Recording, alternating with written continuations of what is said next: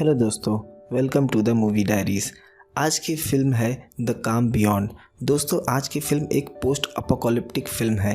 कहानी की शुरुआत हांगकांग से शुरू होती है। एक तूफ़ान जिसने सारी दुनिया में तबाही ला दी है। हम एक महिला को बिल्डिंग के अपार्टमेंट में देखते हैं। उसका नाम आशा है। आज से करीब 5 साल पहले एक सुनामी आई थी जिससे पूरा हांगकांग पानी में समा गया। तब से अब तक वो इसी अपार्टमेंट में छिपकर रहती है। उस सुनामी में उसने अपने परिवार को भी खो दिया है। अब बाहर कोई सर्वाइवर बचा है या नहीं, उसे इसका भी पता नहीं। पर शायद कुछ लोग हैं जो अब भी ज़िंदा हैं। वो यहाँ से निकल भी नहीं सकती क्योंकि उसके पास कोई बोट नहीं है। उसके पास इलेक्ट्रिसिटी बोर्ड है जिससे वो अपनी बैटरी चार्ज करती है, और उसके पास एक रेडियो भी है। उसने बैटरी लगाकर रेडियो चालू किया। उसमें एक शख्स की आवाज़ सुनाई दी। वो शख्स कह रहा था कि बचने की अब भी उम्मीद है। उनके पास फूड, शेल्टर और सप्लाइज़ हैं और उनका लोकेशन है 22 एंड 27। ये सुनकर उसने रेडियो बंद कर दिया क्योंकि वो वहाँ तक नहीं पहुँच सकती। टेरेस पर लगे रस्सी की जालियों में जो ओस की बूंदें थीं, वो कपड़े को लेकर उन बूंदों को एक डब्बे में निचोड़ लेती ताकि उसके पीने के पानी का इंतज़ाम हो सके।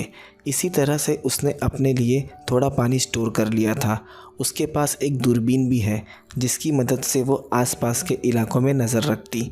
वो देखती है कई इमारतों में अब भी कुछ सर्वाइवर्स थे। एक दिन उसने देखा एक पैक्ड बॉक्स पानी में तैर रहा है। क्या पता उसमें सप्लाइज़ हो। उसने एरो की मदद से उस बॉक्स को खींचने की कोशिश की, पर किसी समुद्री जीव ने उसे पकड़ रखा था।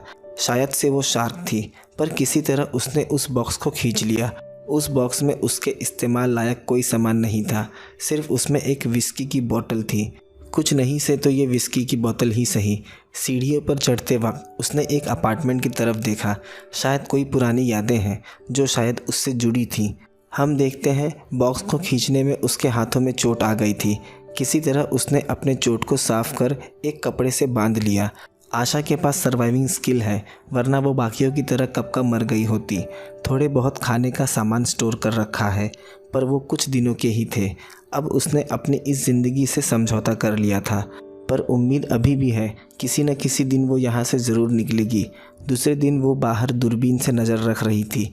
उसने सामने की बिल्डिंग में देखा कुछ पायरेट्स उस बिल्डिंग में रहने वाले शख्स को मारकर उसका सामान लूट रहे हैं। उन लुटेरों के पास एक बोट भी थी जिसकी मदद से वो हर बिल्डिंग में जाकर सर्वाइवर्स को मारकर उनका सामान छीन लेते थे। अचानक से बोट पर खड़े उस शख्स की नज़र आशा पर पड़ी, क्योंकि उस शख्स के हाथ में भी दूरबीन थी। ये देख आशा डर के नीचे बैठ गई। उसे पता चल गया कि उन्होंने उसे देख लिया है। जब उसने दोबारा से उन्हें देखा तो वो बोट से उसके बिल्डिंग की तरफ बढ़ रहे थे। वो गई और उसने सारी चीज़ों को बिखेर दिया और अपने कपड़े छिपा दिए ताकि उन्हें पता न चले कि यहाँ कोई छिप कर रह रहा है, और वो जाकर वार्डरोब में छिप गई जिसमें एक सीक्रेट डोर था। वो चारों उस घर में आ गए।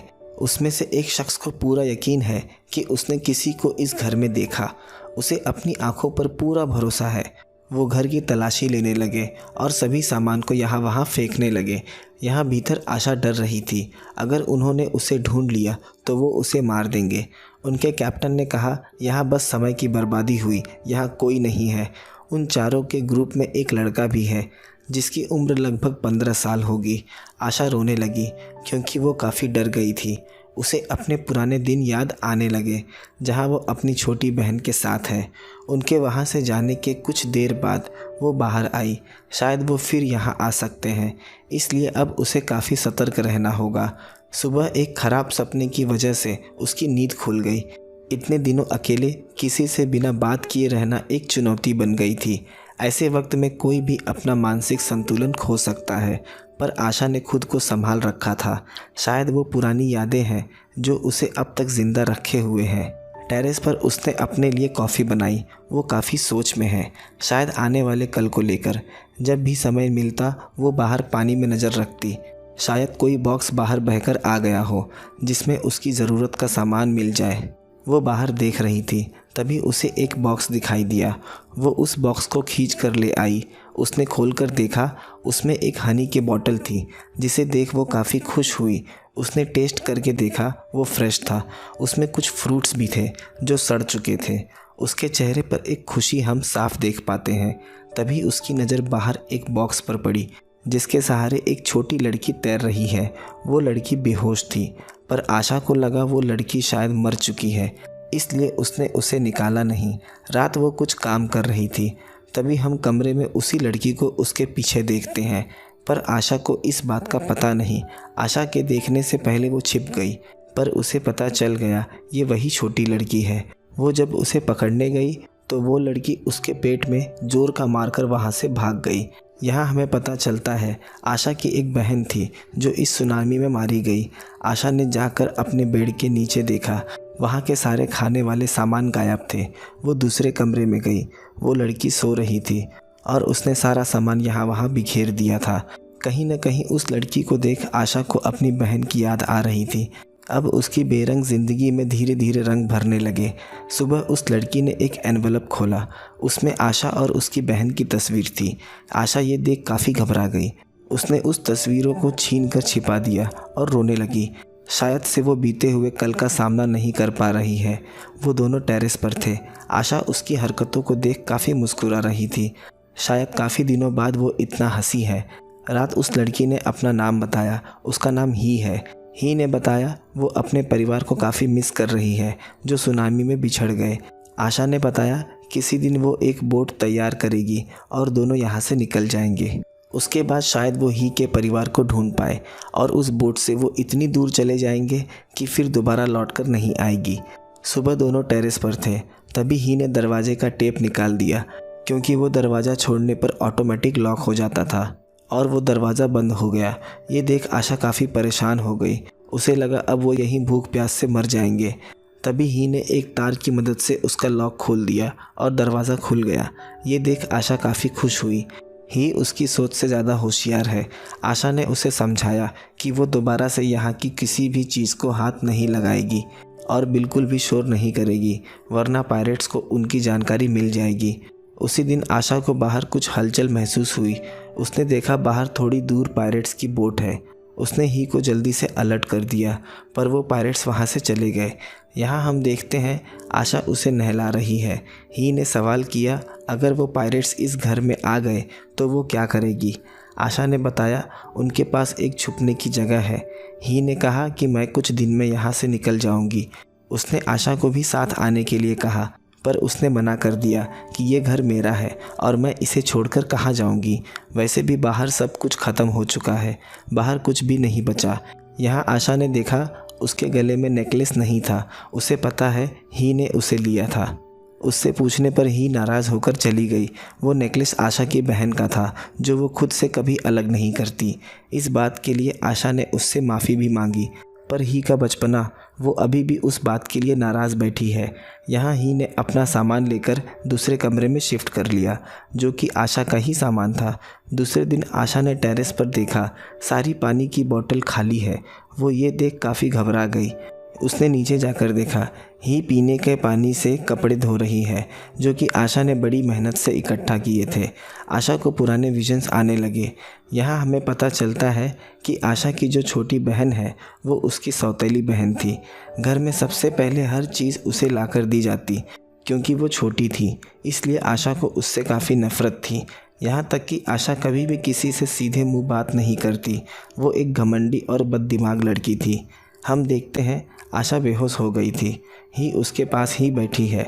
यहाँ ही ने देखा इलेक्ट्रिसिटी काम कर रही थी, पर आशा ने उसे बंद कर दिया। वो नहीं चाहती कि कोई बड़ा हादसा हो, क्योंकि हर तरफ पानी भरा है और उसमें इलेक्ट्रिसिटी का चालू रहना खतरे से खाली नहीं। जाते वक्त ही ने कॉरिडोर की आखिरी रूम की तरफ इशारा कर पूछा कि वो अपार्टमेंट किसका है। आशा ने उसे कुछ नहीं बताया। यहाँ पता चलता है कि वो अपार्टमेंट आशा का ही है, जिसे वो हर वक्त देखा करती है। ही रेडियो लेकर बैठी थी। उस पर फिर से वही ब्रॉडकास्ट सुनाई देता है। अगर किसी को मदद चाहिए तो उनके पास फूड, शेल्टर, सप्लाई सब कुछ है। लोकेशन 22 और 27 नॉर्थ में है। उसने जाकर आशा को इस ब्रॉडकास्ट के बारे में बताया। ही ने कहा हमें वहां तक पहुंचने के लिए एक बोट की ज़रूरत होगी, पर आशा ने उसे मना कर दिया, क्योंकि वो नहीं जानती कि वो जगह कहाँ है और वहां तक पहुंचने में उन्हें कितना वक्त लगेगा। शायद से आशा को उस ब्रॉडकास्ट पर भरोसा नहीं, इसलिए उसने फैसला किया कि वो यहीं रुकेगी। ही ने उसे कायर कहा क्योंकि वो कोशिश भी नहीं कर सकती। वो वहाँ से चली गई। थोड़ी देर बाद आशा ने जाकर देखा ही बॉटल से एक राफ्ट तैयार कर रही है, जिसकी मदद से वो तैरकर उस लोकेशन तक पहुंच जाए। आशा ने उसे समझाया कि ये इतना आसान नहीं है, इसलिए तुम बाहर नहीं जा सकती। पानी में शार्क्स हैं जो कि कई दिनों से भूखे घूम रहे हैं। मौसम भी अनस्टेबल है, जिस वजह से वो सरवाइव नहीं कर पाएगी। पर ही को उसकी बात पर भरोसा नहीं। ही ने उसे दिखाया उसके पास एक प्रोटेक्शन भी है। उसके पास एक फ्लेयर गन थी।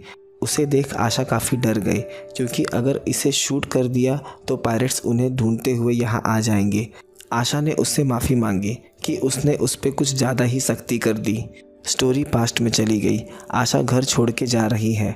उसे अपने परिवार के साथ अब और नहीं रहना। उसकी छोटी बहन ने उसे रोकने की कोशिश की, पर आशा नहीं रुकी। आशा को सिर्फ अपने दोस्तों के साथ बार में जाकर शराब पीना और नशे में धुत होकर नाचना पसंद था। उसे बस यही आता था। एक तरह से वो अय्याश थी, जिस वजह से उसके माता पिता परेशान थे। स्टोरी प्रेजेंट में आ गई। यहाँ आशा ने आकर ही को उठाया और ले जाकर दिखाया। कुछ देर पहले बारिश हुई थी। आशा ने काफ़ी पानी इकट्ठा कर लिया है। वो पानी को गर्म करके एक डब्बे में भर रही थी। इस काम में ही भी उसकी मदद करने लगी। आशा अपने बहन को याद कर काफ़ी दुखी हो गई। आज आशा ने नूडल्स बनाए थे क्योंकि आज वो बारिश को सेलिब्रेट कर रहे थे। यहाँ हम देखते हैं आशा ने एक नाव बनाना शुरू कर दिया है जिसमें तैर के दोनों यहाँ से निकल सके। वो इस जगह से निकलना तो नहीं चाहती थी, पर अब वो ही के लिए यहाँ से निकलना चाहती है। शाम दोनों टेरेस पर बैठ डूबते हुए सूरज को देख रहे थे। शायद यहीं से उनके जीवन में नया सूरज उदय होने जा रहा है। यहाँ हम देखते हैं आशा ने एक नाव तैयार कर ली है जिसकी मदद से वो यहाँ से निकलेंगे। उस नाव को देख ही काफ़ी खुश हुई। दूसरे दिन उन्होंने अपना कुछ सामान लाकर उस पर रख दिया। अब वहाँ से निकलने के लिए आशा सही मौके के तलाश में थी। उसने ही को बताया कि सब क्लियर है, दोनों यहाँ से निकल सकते हैं। आशा उसे खाने को ले आई। शायद ये आखिरी गर्म खाना हो क्योंकि उस नाव पर ना तो कोई रूम है और ना ही कोई स्टोव। तभी उन्हें पता चला कि पायरेट्स आ गए हैं। उन्होंने जल्दी जल्दी सभी सामान को बिखेर दिया और कुछ सामान छिपा दिए। उसने ही को उस वार्डरोब में छिपा दिया। दोनों इमोशनल हो गए क्योंकि वहाँ सिर्फ एक को ही छिपने की जगह थी। ही रोने लगी। आशा ने प्रॉमिस किया वो उसे लेने ज़रूर आएगी। वो सभी अपार्टमेंट में आ गए और सभी सामान को उठाकर यहाँ वहाँ फेंकने लगे। हम पास्ट में देखते हैं सुनामी के वक्त आशा की बहन उसके साथ थी, पर आशा उस सुनामी में बच गई और उसके बचने का गिल्ट उसे आज तक है। यहाँ उन्होंने दोनों को ढूंढ लिया है। जब उसे बांध के बोट पर ले जाने लगे तभी आशा ने एक शख्स के चेहरे पर फ्लेयर गन से शूट कर दिया। उसकी वहीं मौत हो गई। वहाँ एक एक करके उसने सभी को मौत की नींद सुला दिया क्योंकि उसे उस अपार्टमेंट का एक एक कोना पता था। उसके बाद दोनों रात ही उस बोट में सवार होकर वहाँ से निकल गए। सुबह वो उस बोट में देखते हैं काफ़ी सारा फूड है जो वो कई दिनों तक खा सकते हैं। उसने रेडियो ऑन किया तो वो ब्रॉडकास्ट अभी सुनाई दे रहा था। दोनों उसी लोकेशन की तरफ बढ़ने लगे और कहानी इसी दृश्य के साथ ख़त्म हो गई। दोस्तों, अगर कहानी पसंद आई हो तो वीडियो को लाइक, शेयर और चैनल को सब्सक्राइब ज़रूर कर दें। मिलते हैं अगले वीडियो में एक नए एक्सप्लेनेशन के साथ।